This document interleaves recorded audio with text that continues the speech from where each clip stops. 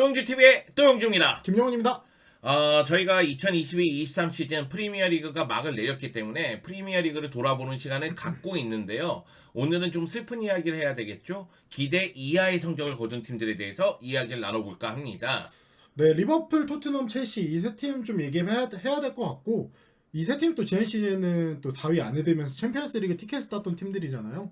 그런데 이번 시즌 좀 너무 기대 이하의 모습으로 좀 팬들도 속상하시지 않았을까, 좀 이런 마음이 있습니다. 제 주위에 리버풀 팬도 있고 첼시 팬도 있고 토트넘 팬도 있어요. 표정이 밝지가 않습니다. 네. 형철이도 그렇고요, 지현이 형도 그렇고요. 그리고 이제 토트넘 팬은 워낙에 많으니까요. 네. 표정이 밝지 않은데, 그렇다 할지라도 이 중에서 가장 슬픈 성적이라고 해야 될까요? 최악의 성적이라고 해야 될까요? 역시 이제 첼시 팬들의 마음은 억장이 무너지는 마음이었죠. 일단은 리버풀부터 하나하나 이야기를 나눠봐야 될 텐데, 유럽 대항전 챔피언스리그에 나가는 팀들에 대해서는 이야기하지 않았습니까? 우승 맨시티, 준우승 아스날, 3위 맨유, 4위 뉴캐슬. 네. 그리고 나서 유로파리그라든가 컨퍼런스 리그에 나가는 팀들도 이야기를 좀 드려야 되겠죠? 리버풀이 막판 스퍼트를 통해서 5위에 올라왔습니다. 4위 안으로 진입하지 못한 건 아쉽긴 하지만은 그래도 유로파리그 진출권을 획득했고요. 이 순간 다음 시즌 유로파리그 최고의 우승 후보는 리버풀이 됐습니다. 네. 자, 그리고 이제 6위가 브라이튼. 와, 올 시즌 브라이튼 정말 대단하죠. 어떻게 보면은 포터 감독이 첼시로 떠났을 때, 야, 왜 우리 감독 빼가냐, 약간 이런 분위기가 있었는데, 오히려 그게 좀 약간 기회가 되지 않았나. 데제르비 감독이 와가지고 완전 진짜 돌풍의 팀으로 더 만들어놨고, 브라이튼이 프리미어리그 승격 이후에 최고 성적을 거뒀습니다. 네, 승격 이후 5시즌 만에 유럽 대항전에 진출하게 됐으니까요. 그리고 제가 선수 출신들하고 최근 방송을 많이 했는데, 이 브라이튼의 빌드업 과정이 너무 흥미롭다고 얘기하더라고요. 데제르비 감독이 이런 아이디어를 갖고 나와서 이렇게 경기를 하는구나. 그러면서 다른 팀보다도 더 흥미로운 빌드업 때문에 자주 보게 된다는 이야기를 하더라고요. 그만큼 굉장히 재미나고 흥미로운 빌드업 과정, 그리고 결과를 얻어내는 모습을 보여줬습니다. 아스톤 빌라 같은 경우에도 에메리 감독이 부임한 후에 상승세를 타면서 결국 컨퍼런스 리그 진출에 성공을 했습니다. 뭐 순위만 따졌을 때는 거의 강등권에 위치해 있다가 시즌 막판에 딱 성적을 내보니까 7위. 한 10단계 가까이 이제 올랐는데, 마지막에 또 토트넘과 이제 유럽 대항전을 가냐 마냐 뭐 이런 얘기가 있었지만, 결국은 빌라가 마지막에 자력으로 유로파 컨퍼런스 리그 진출을 확정지었습니다. 자, 저희가 얘기한 유럽 대항전 나가는 7팀, 그 중에서 오늘 얘기할 팀이 들어있는 뭐 유로파리그 리버풀이라든가 아니면 브라이튼이라든가, 그리고 컨퍼런스 리그 나가는 아스톤 빌라 얘기는 여기서 좀 멈추도록 하고요. 올라가는 팀이 있으면 내려오는 팀이 있잖아요. 네. 근데 토트넘하고 첼시는 다음 시즌 유럽 대항전도 나가지 못합니다. 특히 토트넘도 굉장히 충격적이고, 첼시는 올 시즌 부진이 계속해서 부진이다 보니까 첼시 팬들도 어느 순간 희망의 끈을 놓는 모습이 있더라고요. 제가 아는 일산의 장모 씨가 맨날 술을 마시면서 저한테 영주야 술 한잔 하자 막 이러면서, 너는 리그 1위 하니까 그 마음을 모르지 막 이런 얘기를 하는데, 저는 당연히 그 마음을 모르죠. 저는 모릅니다. 저는 위로 같은 거 몰라요. 그래서 힘들겠어요? 그러고 말았거든요. 그런데 첼시 팬들은 진짜 억장이 무너지지 않았을까 이런 생각이 듭니다. 일단 막판에 2%가 아쉬워서 유로파 리그로 간 리버풀 이야기부터 해보도록 하겠습니다. 리버풀이 이번 시즌 진짜 마지막에 엄청난 스퍼트를 보여주면서 좀 초반에 아쉬웠던 부분을 좀 많이 좀 와해시키지 않았나, 약간 이런 느낌이 있고, 확실히 이번 시즌 초반 같은 경우에는 좀 지난 시즌까지 계속해서 맨시티와 이 우승 경쟁. 우승 경쟁을 펼쳤던 두 팀이었기 때문에, 이런 부분이 리버풀도 이번 시즌에도 우승 경쟁을 펼치지 않을까 했는데, 시즌 초반부터 주축 선수들이 부상 이탈이 있었고 또 부진이 있었습니다. 네. 예전에 이영표 전 선수가 그런 얘기를 했잖아요. 스페인이 월드컵에서 무너질 때 부진은 예상한 것보다 빨리 온다. 그런 이야기를 했었는데, 그러니까 리버풀도 세대 교체를 계속하고 전력 강화를 계속 해왔어야 돼요. 네. 사실 맨시티하고 비교하면 좀 그렇지만, 맨시티는 수비가 흔들리니까 수비 라인에 돈을 많이 썼고 후벤 디아스가 오면서 해결이 됐잖아요. 그렇죠. 그리고 공격 쪽이 문제가 생기니까 해결사 영입을 엘링 홀란드 데려오면서 해결을 했잖아요. 그런 모습들이 나와줬어야 되는데 리버풀 입장에서는 좀 아쉬움이 있었다. 그러다 보니까 선수들의 연령도 올라갔고, 그리고 선수들의 부상, 부진이 이어지다 보니 전반기에 성적을 내기가 굉장히 어려웠단 말이죠. 여기에 많은 리버풀 팬들이 그래서 미드필드는 어떡하려고 이런 이야기를 많이 했거든요. 네. 근데 미드필드 보강을 제대로 못했단 말이에요. 그러다 보니까 리버풀의 최고의 강점은 기동력과 압박, 빠른 전환인데 압박이 제대로 안 되고 기동력이 떨어지는 모습이 나오기 시작했단 말이죠. 그러다 보니까 클롭 감독이 4-3-3에서 4-2-3-1로 바꾸고 마지막에는 아놀드의 인버티드 풀백으로 기용하면서 중앙을 좀 더 강화시키는 방향으로 갔었는데 이거는 이제 클롭 감독 입장에서는 계속해서 궁여지책을 낸 거예요. 네. 안 되다 보니까 이렇게 해결해보자. 안 되다 보니까 저렇게 해결해보자. 그러다가 막판에 스포트를 낼 수 있었던 거는 아놀드를 인버티드 풀백으로 기용한 게 나름대로 성공했기 때문이죠. 아무래도 이 전술 같은 경우에는 30라운드 아스날전을 이제 좀 준비하기 위해서 아놀드 인버티드 풀백을 기용했던 건데 여기서 좀 전술적인 고안을 좀 해놨던 것 같아요 클롭 감독이. 그 이후에 계속해서 아놀드가 중앙 쪽으로 들어오면서 미드필드의 숫자를 증가해주고 그러면서 아놀드의 킥을 이용한 공격들이 좀 효과를 많이 봤는데 그래서 30라운드부터 마지막 11경기 7승 3무로 시즌을 마무리했습니다. 네, 2015-16 시즌 이후 7년 만에 유로파리그에 나가는데 뭐 7년 만에 유로파리그 나가서 다행이다 이렇게 얘기하는 것보다는 아쉽죠. 챔피언스리그에서 계속해서 활약했던 팀이 유로파리그로 가게 됐으니까요. 저는 다가오는 여름이 리버풀에게 매우 중요하다고 생각해요. 왜냐하면은 우리 리버풀 역사를 보면은 프리미어리그 출범 이전에 잉글랜드 1부 리그에서 가장 많이 우승한 팀입니다. 근데 프리미어리그 출범 이후에 우승을 못해서 굉장히 고전하다가 클럽이 와서 우승했거든요. 네. 그런데 지금 올 시즌 봤을 때는 하락세는 맞거든요. 근데 이 하락세를 다시 상승세로 바꿔놔야 되기 때문에 다가오는 여름에 어떻게 보내느냐. 그것이 리버풀의 역사를 또 바꿀 수도 있다는 생각이 들어서 다가오는 여름에 리버풀이 보강을 잘해서 다시 강인함을 찾았으면 하는 보람이 있습니다.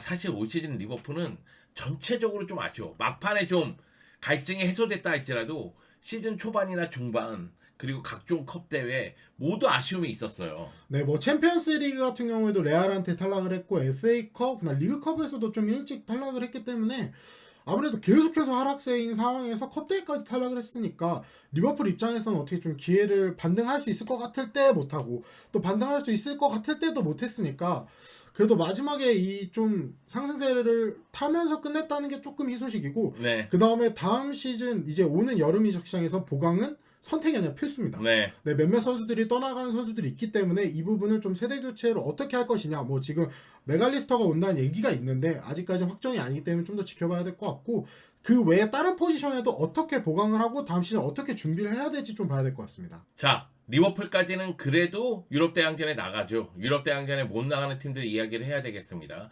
8위를 기록한 토트넘입니다. 토트넘, 이건 참 진짜 네. 좀 보는 내내 안타까움과 좀 탄식이 있지 않았나. 아무래도 특히 우리가 더 그렇게 느끼는 건 역시 대한민국의 주장 손흥민 선수가 뛰고 있기 때문이라고 생각이 드는데 그렇습니다. 이번 시즌 일단 순위 방어에 실패했습니다. 시즌 개막 후에 우리가 좀 그런 얘기가 있었잖아요. 경기력과 상관없이 결과를 계속해서 토트넘이 갖고 오고 있다. 콘테 감독이 그런 모습을 또 보여줬죠. 네. 사실 올 시즌에 해외 축구 팬들이 좀 힘든 시즌을 보낸 거는 토트넘 봐야 되거든요. 네. 근데 경기력이 네. 마요르카 봐야 되거든요. 마요르카의 경기력이 네. 손흥민 보고 싶고 이강인 보고 싶은데 경기가 재미가 없다 보니까 너무 답답함을 많이 느꼈어요. 오히려 김민재 경기는 나폴리가 화끈하니까 그러니까 너무 재밌었거든요. 네. 그런 측면에서 봤을 때 아쉬움이 있었는데 사실 콘테 감독이 떠나가기 전까지는 경기력과 경기의 재미와 상관없이 일단 결과는 나름대로 내고 있었어요. 그러면서 계속 4위, 5위 계속 왔다 갔다 하면서 상위권에 진입할 수 있는 좀 틈을 계속해서 좀 엿봤던 느낌이었는데 콘테 감독이 3월 A매치 이후 떠나면서 좀 완전히 무너지는 모습이었습니다. 네, 콘테 감독이 떠나면서 스텔리니 대행 체제로 갔는데 스텔리니 대행 체제에도 실패를 했기 때문에 라이언 메이슨이 대행의 대행 참 신기하죠. 대행의 대행을 하면서 또다시 팀을 이끄는 모습이 있었고요. 콘테 감독이 떠나면서 그 다음 10경기에서 3승밖에 거두지 못했습니다. 가장 중요한 순간에 3승밖에 거두지 못했기 때문에 당연히 14년 만에 유럽 대항전에 나가지 못하는 상황에 직면하게 된 거죠. 저는 콘테 감독의 전술이라든가 아니면 이제 경기의 재미 요소라든가 이런 거 봤을 때 실망감이 굉장히 커요. 네. 그렇다 할지라도 왜 콘테 감독이 그렇게 했는지는 알겠어요. 왜 알게 됐냐? 스텔리니 감독이 포백 쓰면서 아 3백이 맞구나. 맞구나. 그걸 가르쳐 줬거든요. 물론 라이언 메이슨 감독이 변칙적인 포백을 쓰면서 나름대로 경기력을 가져오려고 노력하는 모습도 보이긴 했지만은 콘테 감독이 생각하기에는 이 상황에서는 3백밖에는 수비의 안정감을 높일 수는 없다. 그런데 많은 분들이 또 그런 얘기를 했잖아요. 페리시치, 손흥민과 공존시킬 수 있느냐? 그러니까 콘테 감독 시절부터 전술적으로 물음표가 곳곳에 있었던 거예요. 그러다 보니까 팬들은 불만이 쌓이고 있고 경기력은 좀 안 좋고 그리고 결과를 낸다고 해서 만족하려고 했는데 순위가 내려갔다가 올라갔다가 이걸 반복하고 있고 그러다 보니 굉장히 답답했었죠. 그나마 볼거리를 준 선수는 역시 토트넘의 원투펀치가 아닌가. 네. 그러니까 해리 케인이 올 시즌에 리그에서 또 30골을 넣었습니다. 홀란드 없었으면 케인이 득점왕이야. 아, 약간 홀란드 입장에서는 요즘 표현하는 너무 억까 아닌가. 네. 30골이나 넣었는데 득점왕을 못한다니. 예전에 라리가에서 메시하고 호날두가 대결을 펼칠 때 호날두가 40골 이상을 넣었어도 득점왕을 못했어요. 네, 그렇죠. 그런 경우가 있긴 있었는데 프리미어 리그에서 케인이 30골을 넣었는데 득점왕을 못해요. 야, 이건 참 진짜 여하튼 답답한 상황이고. 그리고 또 더 재밌는 부분은 케인이 30골을 넣은 시즌이 이번이 첫 시즌이 아닙니다. 17-18 시즌에도 넣었는데 그때는 모하메드 살라가 32골로 득점왕을 또 차지하는 그런 좀 우픈 기록이 있습니다. 다만 케인이 리그에서 30골을 넣었지만 공식 경기 기록 보면은 32골이거든요. 그러니까 리그 외에 11경기에서는 2골밖에 못 넣은 거예요. 네. 그러다 보니까 토트넘이 챔피언스리그, FA컵, 카라바오컵 모두 성적을 내는데 어려움이 따랐다는 거죠. 그리고 손흥민 선수가 지난 시즌 득점왕인데 올 시즌은 상당히 고전했잖아요. 그렇죠. 뭐 여러 가지 이유가 있습니다. 손흥민 선수가 고전한 이유 중에 하나는 뭐 페리시치하고의 전술적인 움직임, 그리고 뭐 해리 케인하고의 전술적인 움직임, 여러 가지 이야기를 얘기할 수가 있고 또 한 가지는 미드필더 라인이 붕괴되는 상황도 있었잖아요. 벤탄쿠르가 부상으로 나가 그렇죠. 떨어지고 막 이런 상황도 있다 보니까 손흥민이 갑자기 수비를 하고 있고 밑에서 플레이를 하고 있고 이런 모습이 상당히 많았거든요. 그러다 보니까 손흥민 입장에서도 자신이 잘하는 걸 못하는 상황이 되면서 그리고 흐름이 안 좋아지면 모든 선수가 슬럼프를 겪습니다. 그렇죠. 그러다 보니까 올 시즌 리그에서 10골을 넣었는데 10골을 넣었다는 것도 대단한 거예요. 상당히 어려운 상황에서도 두 자릿수 골을 넣었다는 거죠. 그리고 조금 손흥민 선수한테 위안이 좀 될 수 있는 부분은 프리미어리그 100골을 넣었다는 그 대단한 업적도 있기 때문에 일단은 아쉬운 이번 시즌 좀 뒤로 하고 손흥민 선수는 다음 시즌 또 어떻게 더 잘할 수 있을지에 대해서 좀 고민이 많을 것 같습니다. 네, 저는 탄식의 토트넘이라는 얘기가 맞는 게 토트넘은 올 시즌 콘테 감독 떠나면서부터 굉장히 불안했고 네. 뭔가 변화가 이상했고 그 가운데 성적은 못 냈고 이랬거든요. 근데 지금도 마찬가지예요. 감독이 누가 오는 거야? 그래서 감독이 누구라는 거야? 나겔스만이야? 슬롯이야? 이 둘이 아니야? 그럼 누구야? 이런 상황이거든요. 그렇죠. 감독이 정해지지 않으면 결국 선수단 구성도 어려워집니다. 그러니까 토트넘 입장에서는 빠르게 선수단 구성을 해야 돼요. 해리 케인을 잔류시키려면 손흥민도 이적설이 있는데 잔류시키려면은 일단 비전을 제시해야 되거든요. 근데 감독이 지금 공석이란 말이에요. 그러니까 토트넘은 다음 시즌 지금 이 순간 예상하기에는 미지의 팀이 돼 있어요. 그러니까 좀 어떤 감독이 와도 이 팀을 어디까지 이끌 수 있을까에 대한 좀 불안함도 있고. 아니 거기다가 내가 느끼기에는 네. 콘테 감독과 결별하는 과정도 콘테 감독의 성격상 올 시즌은 사이 못해. 이 팀 이끌고는 내가 원하는 걸 못해. 이런 느낌으로 떠나갔다는 느낌도 들지만 네. 분명히 그 중에는 레비 회장과의 문제도 있었을 거란 그렇죠. 말이에요. 하물며 주제 무니노 감독이 내가 이끌었던 팀들 중에서 애정이 안 가는 팀은 토트넘이다. 이 얘기까지 할 정도니까 지금 토트넘의 감독은 독이 든 성배가 아니라 독이 들었다. 그냥 독덩어리다. 막 이렇게 얘기가 나오고 있으니까요. 지금 어떻게 해야 될지 좀 지켜봐야 되겠습니다. 손흥민의 팀이 이런 상황이니까 좀 그렇죠. 답답해요. 불과 몇 시즌 전에 챔피언스리그 결승전에 갔던 팀인데 지금은 순위를 내는 것 자체도 어렵고 미지의 팀이 됐으니까요. 그리고 저는 많은 토트넘 팬들이 얘기하는 것도 동의를 합니다. 해리 케인과 손흥민이라는 잉글랜드 내에서 유럽에서 가장 강력한 원투펀치를 손에 쥐었음에도 불구하고 경기가 재미가 없다? 이거는 문제가 있는 거 아니야? 이렇게 얘기하시는 분들이 있는데 저는 그거에 동의를 하는 편이기 때문에 다음 감독이 이 두 명을 어떻게 쓸지에 대해서 좀 고민을 해봐야 되지 않을까. 물론 이제 둘 중에 한 명이나 두 명이 떠난다면 어우, 할 말은 없지만. 일단은 토트넘 입장에서는 다음 시즌 준비할 때는 확실한 비전을 이제도 지금도 늦었지만 이제라도 좀 확실한 비전을 좀 보여줘야 될 타이밍일 것 같습니다. 네. 자, 그리고 이제 최악의 첼시가 남아 있습니다. 최악의 네. 첼시. 일단 구단주가 바뀌는 과정. 토드볼리 구단주가 축구에 대해서 모른다는 이야기가 굉장히 많았었는데 그쵸. 토드볼리 구단주가 와서 투자는 이루어지는데 갑작스럽게 토해 감독을 경질했어요. 그렇죠. 그래서 그레이엄 포터 감독을 선임을 했는데 그레이엄 포터 감독 브라이튼 이끌면서 지도력 인정받았고 전술적인 능력 인정받은 감독입니다. 다만 그레이엄 포터 감독을 임명을 했을 때 불안한 감은 이 감독이 과연 이 거대한 전함인 첼시를 이끌 수 있을까? 이 명문 구단인 사이즈가 큰 구단을 이끌 수 있을까? 이런 생각이 들었었거든요. 역시 문제를 발생시켰어요. 네, 포터 체제에서 공식전 31경기 12승 8무 11패. 첼시 입장에서는 절대 만족할 수 없는 성적이었고요. 네. 그리고 저는 포터 감독 경질 시기도 놓쳤다고 생각해요. 로만이었다면은 좀 더 빠르게 경질을 시켰을 겁니다. 내가 투엘을 경질시키고 포터를 임명했다 할지라도 포터가 이래? 그러면 얘 빨리 경질. 그랬을 거라는 생각이 네. 좀 들어요. 그런데 포터 감독을 믿고 가다 보니까 4월이 돼서야 경질을 했거든요. 4월에 지금 무너지는 전함이에요. 추락하는 전함이에요. 함몰하고 있는 전함이에요. 그럼 누가 옵니까? 결국 이 구단을 너무나 사랑하는 램파드가 왔잖아요. 그렇죠. 근데 램파드 감독의 임시 체제로 돌입을 했는데 사실상 저는 개인적으로 그렇게 크게 기대는 안 했어요. 네. 근데 너무 기대를 안 한 것 때문이었나. 아니 그냥 기대 이하도 아니라 그냥 이게 맞나라는 정도의 수준의 좀 성적이었던 것 같아요. 그러니까 램파드의 지도력에 대해서 계속해서 의문부호가 따르고 있는 상황에서 임시 감독으로 램파드를 시켰단 말이에요. 네. 이거는 불난 집에 소방수를 투입한 게 아니에요. 제가 느끼기에는. 그러니까 램파드 감독이 선수 시절에 정말 대단했고 그리고 첼시를 정말 사랑한다는 걸 인정하고 첼시 팬들도 정말 애정하는 인물이죠. 네. 그런데 지금 이런 위기 상황에서는 위기 관리 능력이 있는 감독이 와야 됩니다. 그런데 램파드 감독은 지금 지도력에 대해서 계속해서 비판을 듣고 있었는데 램파드가 왔단 말이에요. 그렇죠. 그래서 11경기에서 1승 2무 8패. 아니 그리고 심지어 첫 경기 부임하고 나서 첫 6경기 연패였어요. 네. 근데 제가 이 얘기를 드리는 건 뭐냐면 제가 램파드라고 한번 생각해 봤을 때 토드볼리 구단주가 지금 이런 상황이니 좀 도와줘. 네. 이러면 램파드 성격상 첼시가 도와달라는데 안 갈 수는 없어요.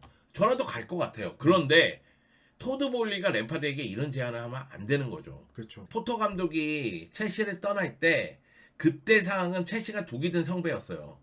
누가 감독이 되든 첼시가 추락하는 걸 막을 수는 없었단 말이에요. 그쵸. 그럼 마지막 순간에 결과론적인 측면에서 감독을 평가하잖아요. 그러니까 램파드는 어떻게 해서든 이거를 살려내고자 노력했을 겁니다만 결국은 첼시가 추락하는 데 있어서 램파드가 아무런 힘을 발휘하지 못하면서 막지를 못했다는 얘기잖아요. 이건 램파드에게 너무 가혹한 상황이 아닌가.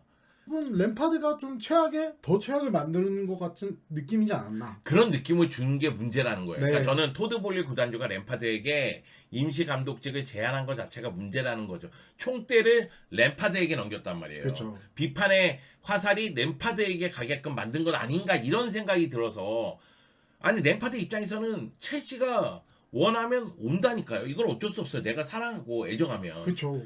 그런데 토드볼리 구단주 입장에서는 지가 포터 감독 잘못 세워놓고 포터 감독이 실패하니까 거기서 다른 대안을 찾았어야지. 확실한 대안을 찾았어야지. 그런데 거기다 램파드 감독을 임시 감독으로 맡겨놓으면 결국 램파드 입장에서는 욕은 욕대로 먹고 고생은 고생대로 하고 자기 평판은 평판대로 떨어지고 이제 램파드를 감독으로서 어느 정도 수준인지 파악하기가 상당히 어려워졌단 말이에요. 그러니까 아무래도 램파드 감독은 좀 본인의 커리어를 더비에서 좀 괜찮게 했고 그 다음에 첼시로 넘어오면서 조금 안 좋게 꺾였고 그 다음에 또 에버튼에서도 좀 안 좋게 네. 나왔기 때문에 지금 첼시, 에버튼, 첼시는 다 안 좋은 거예요. 다 안 좋게 끝났기 때문에 램파드 입장에서는 다시 좀 처음부터 커리어를 세워야 되는 입장이 돼버렸고 그게 어렵다니까. 네. 참 그래서 나는 램파드가 너무 아쉬워서 그래. 내가 진짜 좋아했거든 램반장. 확실히 선수와 감독은 또 다른 역할이고 네. 또 다른 것 같아요. 네. 여하튼 제 생각은 그렇다는 겁니다. 제 생각과 다른 분들도 분명히 있을 겁니다. 자, 첼시가 올 시즌은 마무리를 어떻게 해서든 했어요. 네, 그러면서 성적은 12위로 마감을 했습니다. 다음 시즌 챔피언스 리그나 유로파 리그나 컨퍼런스 리그에 못 나갑니다. 그런데 이제 첼시 입장에서는 팀을 재건해야 되잖아요. 그렇죠. 근데 토드 볼리 구단주가 선수 영입할 때 돈을 엄청 쓰면서 선수를 영입하면서 선수단 부피가 이만해졌거든요. 다이어트에 당연히 들어가야 되고요. 그렇죠. 그리고 포체티노 감독이 임명이 됐습니다. 네, 우리나라 시간으로 29일날 오피셜이 떴고 2년 플러스 1년 연장 옵션 있는 계약을 체결을 했는데 지금은 이제 첼시한테는 과제만 남은 상황인 것 같아요. 일단 선수단 정리해야 되고 전술적으로 좀 확립을 해야 되고 그 다음에 선수단이 정리된 이후에 또 어느 포지션이 필요하고 어떤 선수를 데리고 올지에 대해서 좀 고민을 해야 될 것 같아요. 네, 저는 포체티노 감독 선임한 거에 대해서는 아쉬움은 있어요. 네. 왜냐면 첼시라는 클럽을 생각했을 때는 우승 경험이 많은 감독이 와야 된다고 생각하거든요. 네, 그런데 포체티노 감독이 토트넘에서 팀을 만드는 데 뛰어난 능력을 보여줬지만 파리 생제르맹에서는 스타 선수들을 제대로 그렇죠. 네. 관리하지 못하는 모습이 좀 있었죠. 아, 그렇죠. 아, 요즘에 단어가 순간순간 기억이 안 날 때가 있어. 나는 선수들을 제대로 제압이 아닌데 막 이런 생각하고 있었어. 그러면서 네. 결국은 뭐 파리 생제르맹에서 우승 기록도 아쉬움이 있는 상태란 말이에요. 그렇기 때문에 포체티노 감독이 선임된 게 좀 아쉽긴 하지만 포체티노 감독이 지금은 첼시를 팀으로 만들어야 될 때니까 일단 과도기적인 과정이 좀 있다고 생각을 하고 첼시가 팀으로서 차근차근 만들어가면 그 다음에는 또 우승도 노릴 수 있고 그러지 않을까. 다만 시간이 좀 필요해 보이긴 합니다. 포체티노를 선임을 했으니까 다음 시즌 첼시는 이 물음표를 좀 느낌표로 바꿔야 되는 시즌이 될 것 같습니다. 네. 첼시가 좀 걱정이 되긴 하지만은 일단 포체티노가 어떻게 해서든 팀을 만들어내겠죠. 자, 리버풀도 그렇고 토트넘도 그렇고 첼시도 그렇고 올 시즌 아쉬웠습니다. 그 얘기는 올 시즌 과제를 확인했다는 얘기예요. 그러면은 이 과제를 다가오는 여름을 통해서 해결을 해야 되고 그리고 나서 또 다른 전력으로 한층 업그레이드된 전력으로 다음 시즌을 시작해야 됩니다. 리버풀, 토트넘, 첼시 과연 어떻게 달라질까요? 저는 리버풀은 돌아올 것 같아. 네. 근데 토트넘은 모르겠고 첼시는 시간이 더 필요할 것 같아. 첼시는 좀 확실히 지켜봐야 될 것 같고 저도 토트넘이 감독을 어떤 인물을 선임하고 그다음 이제 단장 얘기도 있잖아요. 단장도 어떤 인물을 데리고 오고 그 안에서 레비가 좀 어떤 역할을 좀 정확하게 할 수 있을지 좀 그게 좀 의문이라서 저는 토트넘이 만약에 새로운 감독이 와서 새롭게 만들어 가려고 하는데 또다시 실패를 한다? 그러면 레비 회장도 약간의 위기의식을 느껴야 되지 않을까. 왜냐면 네. 레비 회장에 대한 비판이 지금 계속 나오고 있거든요. 그렇죠. 그리고 포체티노 감독이 토트넘을 이끌고 챔피언스 리그에 간 다음에 토트넘이 원하는 건 우승 트로피입니다. 그렇죠. 그렇기 때문에 우승할 수 있는 감독인 무리뉴 감독이라든가 콘테 감독을 영입을 했던 것이고요. 근데 이런 부분에서 또 실패를 했기 때문에 다음 시즌 토트넘이 어떤 행보를 보여줄지. 근데 토트넘은 감독이 누가 올지 몰라서 지금 얘기하는 것 자체가 의미가 없습니다. 여하튼 새 팀이 부활하는 모습이 있었으면 좋겠습니다. 특히 지현이 형 하면 안 되지. 일산장씨 힘내세요.